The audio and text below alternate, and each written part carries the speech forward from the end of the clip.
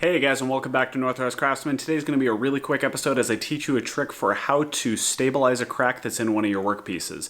Came across this as I was trying to do one of my projects for an upcoming video, and I wanted to use a trick that Paul Sellers had posted on his channel where you can stabilize that crack so that you don't have to worry about it for the rest of your project. Alright, here's how you do it. Alrighty, so if you're purchasing green lumber, which here in the Pacific Northwest, if you're getting pine, is pretty common because it's so fresh right out of the forest, one of the things you'll run into is as it dries, you'll start to get cracks forming across it. Now, you still want to be able to use these pieces, and the trick that Paul Sellers shows to do this is to take your workpiece, put it inside of your vise at the bottom, so this piece would go straight into your vise like this. What you're going to do is crank down onto this vise and it opens up this crack right here. And then what you're going to do is you're going to take some wood glue and just pack it in, like run your finger all the way across the edge in here.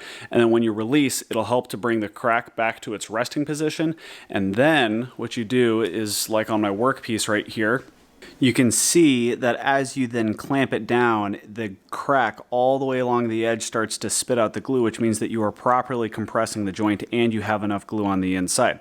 Now let this guy sit overnight, and by the next day you'll be able to refinish the surface so you get all the glue off the top, and now your crack is stabilized. So super easy, not really hard to do, and it really allows you to use just about any of the workpieces you have if you've got little tiny cracks and crevices forming, and it arrests it so it doesn't go any further and doesn't continue to crack your workpiece.